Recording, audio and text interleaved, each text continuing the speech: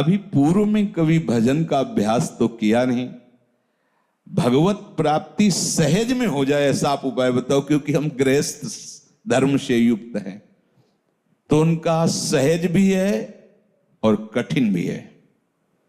सहज इसलिए है कि उनको कुछ चाहिए नहीं, कठिन इसलिए है कि उनका निर्वाह करना बहुत कठिन। महत्संगस्त दुर्लभ हो अगम्यो और अमोघस्य निश्चित भगवत प्राप्ति। संत सेवा करो, निश्चित भगवत प्राप्ति हो जाएगी। बस हृदय में दृढ़ता पूर्वक स्वीकार किया। पहले ही चर्चा में बताया है कि यदि शास्त्र संत और सदगुरुदेव की आज्ञा के अनुसार प्राप्त कर्तव्य का फल की इच्छा का त्याग करके पालन किया जाए, कर्तव्य कर्म किया जाए, तो उसका एक ही फल होता है, भगवत प्राप्ति। और कर्मों के तो अलग अलग, लेकिन इसका एक ही फल होता है कहीं से भी। जैसे उस चोर की बात बताई, पुंडरीक जी की बात बताई, अब हरिपाल जी को उनके गुरुदेव ने कहा जहां ये जेवें, हरि कहते हैं कि जहां मेरे भक्तों को आदर दिया जाता है और उनको भोग प्रसाद पवाया जाता है, तो जहां ये जेवें तहां मैं जेऊं, जहां सोवें तहां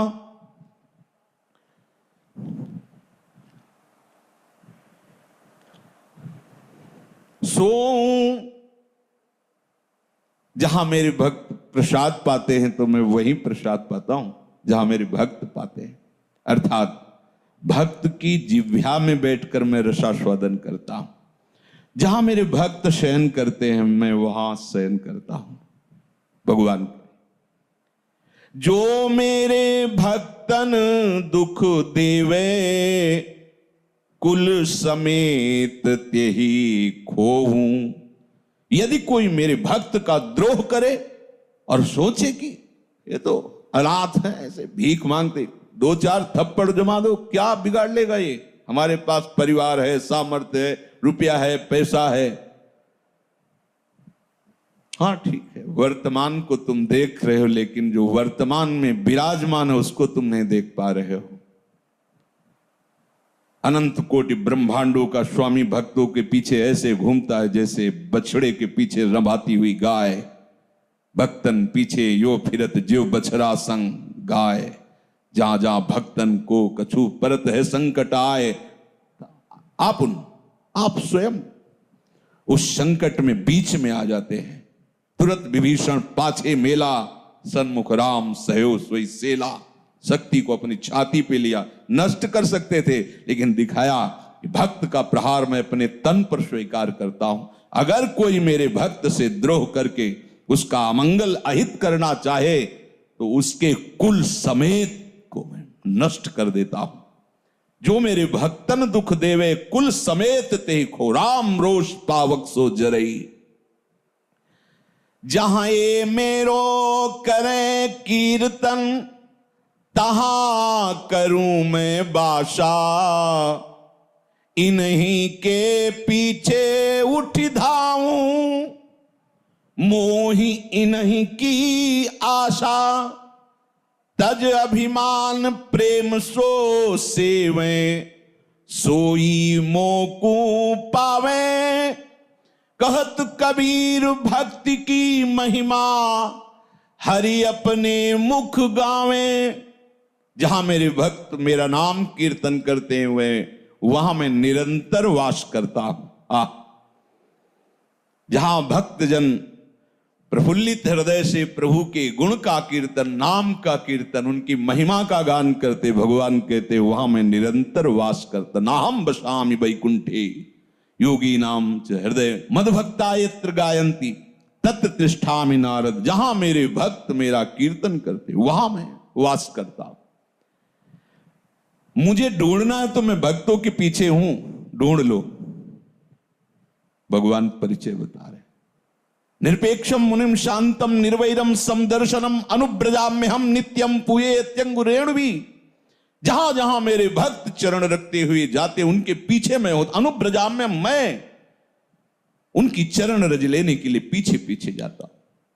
इन्हीं के पीछे उठ धाऊं, मोह इन्हीं की आशा। एक ही मेरे अंदर आशा रहती है, मेरा भक्त, जैसे मां को एक ही आशा रहती है कि मेरा बच्चा सुखी रहे, स्वस्थ रहे, आनंदित रहे। तज अभिमान प्रेम सो सेवें, जो अभिमान का त्याग करके ऐसे मेरे भक्तों की सेवा करते हैं, सोई मोकू पावें, वही मुझको पाते हैं। भक्तों की महिमा स्वयं हरि अपने श्रीमुख से गान करते हैं। सब बड़े बड़े महापुरुषों के चरित्रों में देखा गया। तो गुरुदेव ने हरिपाल जी को प्रेरित किया कि यदि आपके अंदर ऐसी बात है और आप भगवत प्राप्ति करना चाहते हैं तो एक उपाय है, संत सेवा कीजिए। भक्तनी के संग भगवान ऐसे फिरो करें, जैसे बच्च संग फिरे नेहवती गाई है। हरिपाल नाम विप्रधाम में जन्म लियो, कियो अनुराग साधु दई स्त्री लुटाई है। केतिक हजार ले बाजार के कारज, खवाए गरज ना सरे, कियो चोरी को उपाय है। विमुख को लेत हरिदास को न दुख देत, आए संत द्वार तिया संग बतराई है। पत्नी सहित ये नियम ले लिया जो गुरुदेव ने बताया भगवत प्राप्ति का उपाय, संत सेवा। आज से अब हमारे जीवन का उद्देश्य एक ही होगा, संत सेवा। संत भगवान पधारे, उनकी सेवा करें, उनकी जूठन पाएं, बस यही हमारे जीवन का उद्देश्य। अब जब यही उद्देश्य केवल रहेगा और कोई कार्य नहीं होगा तो बाहर से धन की आय बंद हो जाएगी। और भक्तों को क्या है, आप थोड़ी श्रद्धा केवल कर लीजिए, वो तो एक संत पाके जाएगा तो 4 संत भगवान से आपस में बात कर, बड़ा श्रद्धालु है, बड़ा सात्विक भोजन पाने से भजन की स्फूर्ति होती। अब संतों की मंडली आने लगी, उन्हें तो भाव चाहिए, श्रद्धा चाहिए। दृढ़ निश्चय किया कि आज से हम संत सेवा में अपना जीवन व्यतीत करेंगे। अब संतों की मंडली आ रही, कढ़ाई चढ़ी हुई है, खूब सुंदर सुंदर भोग पकवान बनते, ठाकुर जी का भोग लगता है। संत मंडली नाम कीर्तन गुण कीर्तन करते हुए वहां वास करती, कई कई दिन मंडलियां वास करती। अब तो कुछ समय में ऐसा प्रचार प्रसार हुआ कि भारत के तीर्थों में एक दूसरे से चर्चा करते तो जैसे तीर्थों को लोग जाते ऐसे हरिपाल जी के घर आने लगे संत भगवान के प्रेमी भक्त जन, वैष्णव जन। जैसे जैसे सेवा होती वैसे वैसे इनके यश का विस्तार होता। बिस्तरे सब जग विमल कीरति साधु संगति ना टरे। अब आए तो थी नहीं, क्योंकि एक ही उद्देश्य हो गया, संत सेवा। तो जितना था वो लगना प्रारंभ हुआ, संत सेवा बढ़ती गई। धीरे धीरे धीरे धीरे जो जमा हुआ धन था वो धीरे धीरे प्रभु के भक्तों की सेवा में सब खर्चा हो गया। अब संतों का तो आना बंद नहीं हुआ, तो कर्जा लेने लगे। सब खत्म का मतलब जमीन बेच दी, जो कीमती जेवरात वो सब बेच दिए, अन्न धन सब राधे राधे संत सेवा में। जब कुछ नहीं तो कर्जा लेने लगे। अब कर्जा भी तो तभी पटाया जा सकता है जब कुछ व्यापारी, अब कुछ रह ही नहीं गया तो कर्जा देने वाले कुछ कुछ दे के कर्जा कि भाई सम्माननीय व्यक्ति हैं, भगवान के भक्त हैं, पर कभी ये 5 रुपए वापस नहीं करेंगे, पता है, क्योंकि सब। अब अगली बार जब मांगने गए तो हाथ जोड़ दिया कि हमारे भी परिवार है, क्योंकि सब उन पर श्रद्धा करते थे। संत सेवा सब देखते। पर एक दिन संत मंडली आई, हरिपाल जी अपनी पत्नी के समीप जाके कहा कि हमें ऐसा लगता है कि आज जो है हमारी जो नियमावली है संत आराधना आज टूट जाएगी। कुछ है नहीं, क्या करूं? आप ऐसा करो, किसी पड़ोसी से कुछ भी मांग लो, विमुख ना जाए। जो भगवत प्रेमी महात्मा जन आए, उनका कई बार जा चुकी हूं, वापस कर देते हैं, दरवाजा ही बंद कर लेते हैं, कोई कुछ देता ही नहीं। विचार किया कि क्या करना चाहिए। कोई कर्ज नहीं देता, कोई व्यवहार में भी नहीं देता, और घर में कुछ है नहीं, संतों का कैसे सेवन करें? तो मन में विचार किया कि बल तो है ना। बहुत बड़ा जंगल पड़ता था गांव के, होते हैं 10-10 किलोमीटर में दूर दूर गांव, इस गांव से उस गांव में जाने के लिए जंगल पार करना। बलवान थे, भाला हाथ में लिया और निश्चय किया कि उनका भी मंगल होगा जो भगवान नाम जप नहीं करते और भक्त नहीं है, और कुछ भी हो छीन करके हम साधु सेवा करेंगे। अब देखो, कर्म तो निकृष्ट हुआ ना, लेकिन गुरु आज्ञा संत सेवा, जीवन का लक्ष्य संत सेवा।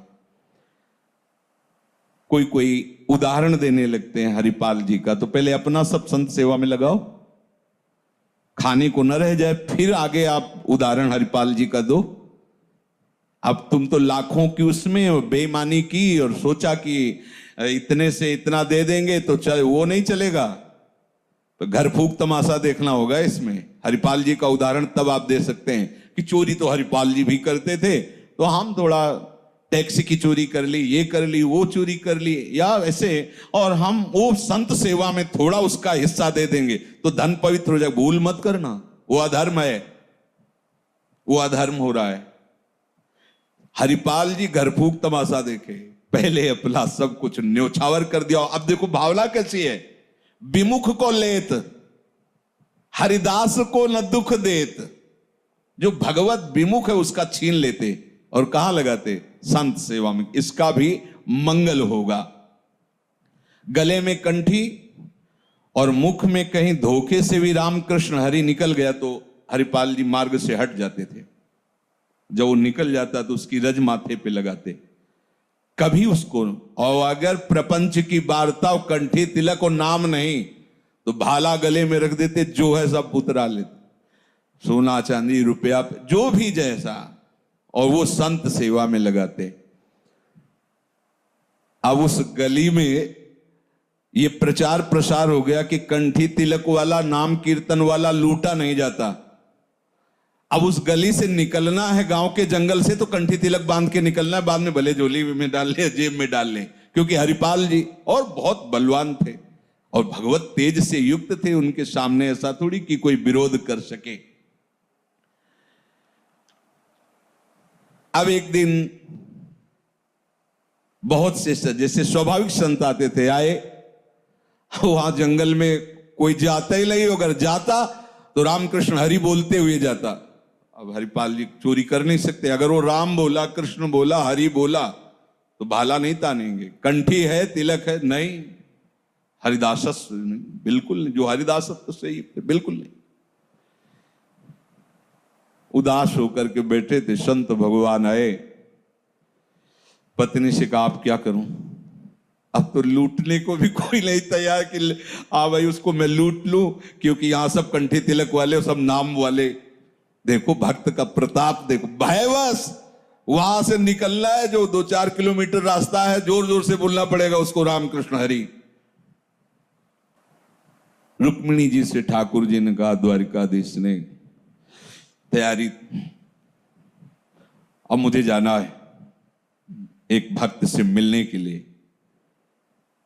बैठे कृष्ण रुक्मिणी महल तहां सोच पर्यो।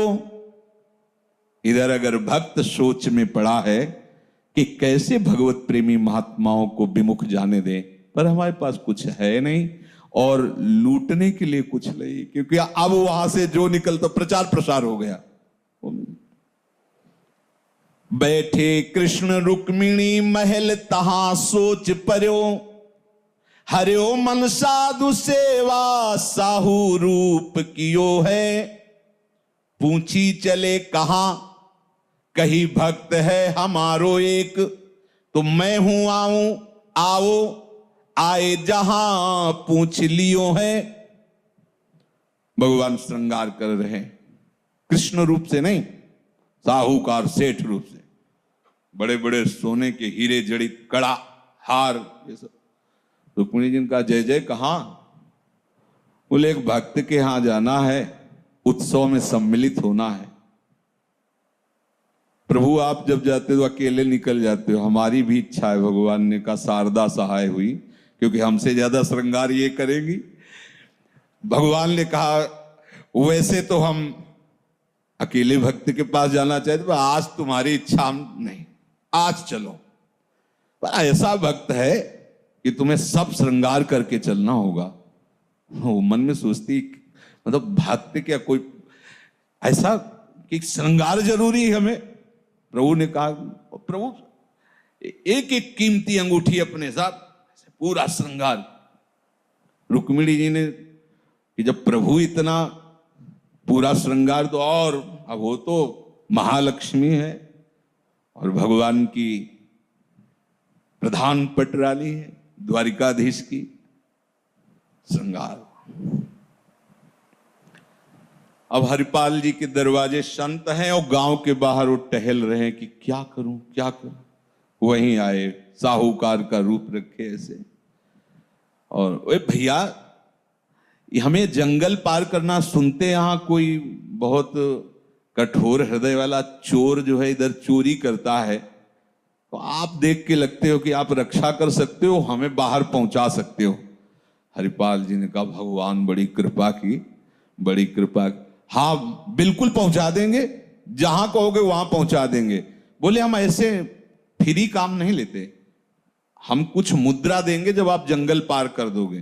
बोले पहले दो, हमारे यहां अतिथि आए हैं, बिल्कुल हम सुरक्षित आपको पहुंचा देंगे, लाओ। तो कुछ स्वर्ण मुद्राएं दी।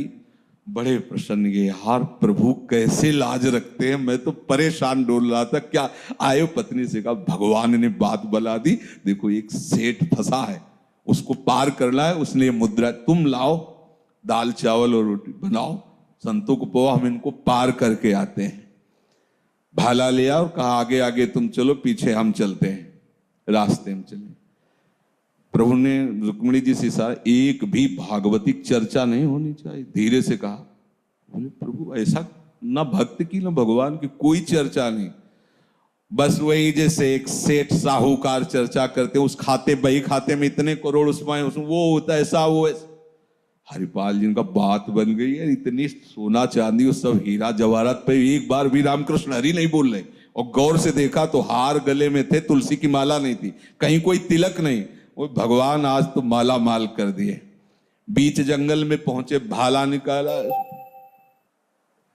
रुक्मिणी जी के होश उड़ गए कि प्रभु के सामने कोई भाला तान के खड़ा हो। उतार सब। प्रभु तो मतलब उनको कहना था, प्रभु हरिपाल जी ने अपना ऊपर का वस्त्र ऐसे डाल सब। भगवान रुक्मिणी जी भगवान की तरफ उतार दो, इसी में भलाई है, उतार दो, उतार सब रखो इसमें। रुक्मिणी जी की जो एक अंगूठी थी वो प्रभु ने उनको पहनाई थी, वो बहुत प्राण प्यारी थी। हरिपाल जी ने भाला रखा रुक्मिणी जी गले, उतार इसको, 5 7 10 संत इसमें पाएंगे ऐसा। रुक्मिणी जी भगवान की तरफ हेती, सुदर्शन चक्र को बुलाओ। भगवान कहते हैं इस समय नहीं आएगा सुदर्शन चक्र, हम कुछ नहीं कर सकते, अगर बचना चाहती हो भाले से तो अंगूठी उतार के। और रुक्मिणी जी को मतलब आज हो क्या गया प्रभु को, अनंत शक्तियों के स्वामी और एक साधारण मनुष्य भाला गले में था, कुछ नहीं कर रहे। जब अंगूठी उतार के रखी तो प्रभु के कपोल गीले थे। रुक्मिणी जी ने देखा, बोले प्रभु वैसे ही हम आश्चर्यचकित हैं ये व्यवहार देख करके, और आप नेत्रों से बात हो रही। मानो उन्होंने कहा कि सुना नहीं, एक अंगूठी में 5 7 भक्त पाए, ये वही भक्त जिसके दर्शन कराने के लिए लाए, ये अपने लिए नहीं, ये मेरे लाडले वैरागी भक्तों के लिए कर रहा है। भगवान हरिपाल जी से कहा कि देखो हमारी तरफ। जी ही देखा, श्री रुक्मिणी जी और द्वारिकाधीश, ओह कांप गए, साष्टांग भगवान के चरणों में, प्रभु बहुत बड़ा अपराध हो गया, स्वामी की तो सेवा आराधना की जाती है, मैं ऐसा नीच कि अपने इष्ट के गले में भाला तान रहा हूं, प्रभु मैं बहुत नीच हूं, बहुत अधम। का नहीं, मैं तुम्हें बहुत प्यार करता हूं क्योंकि तुम हमारे भक्तों से प्यार करते हो। बोले प्रभु ये अब नहीं चाहिए आभूषण, ये सब नहीं, ये ले जाओ, ये ऐसे आभूषण नहीं है कि बेचोगे तो खत्म हो जाएंगे, ये अनंत काल तक तुम खर्चा करते रहो, तो अब किसी और की आवश्यकता नहीं, क्योंकि ये सब भगवत स्वरूप आभूषण, इनसे प्रकट होते रहेंगे ऐश्वर्य, तुम्हें अब अन्य की जरूरत। बोले प्रभु अगर कोई संत सुन लेगा कि भगवान का इस तरह से व्यवहार करके इन्होंने आभूषण लूटा, तो क्यों पाएगा? क्योंकि तो आराधक हैं, आपके दास हैं, वो ऐसा कैसे पाएंगे? बोले आपने भगवान को थोड़ी लूटा, आपने तो साहूकार को लूटा है, तो कोई नहीं जानेगा, हम ही आप तो हैं, और जानेगा कोई? तुम ले जाओ। तो बोले प्रभु एक और बात है कि साधु सेवा में बाहरी सेवा तो हमारी है, लेकिन आंतरिक पूरी सेवा तो पत्नी की है। प्रभु हमें तो आपका दर्शन हो गया, लेकिन जो सेवा का आधार है, अगर वो ना संतों को दुलार करें, बना के पवाएं मां की तरह, तो प्रभु हम ला के सामग्री दे देते हैं, कैसे हो पाता? तो प्रभु उनके साथ घर आए और पत्नी को दर्शन दिया और उनसे सेवा, पत्नी ने भगवान को भोग पवाया, दोनों ने अपने हाथों से। देखो कर्मण्ये वाधिकारस्ते मां फलेषु कदाचन, जो केवल शास्त्र सम्मत सदगुरुदेव की आज्ञा, संत सेवा, भगवंत सेवा या किसी भी जीव की सेवा की भावना, सुख देवे को चावचित, सुख लेने की भावना नो, उसका एक ही फल होता, कहीं भी भगवत प्राप्ति।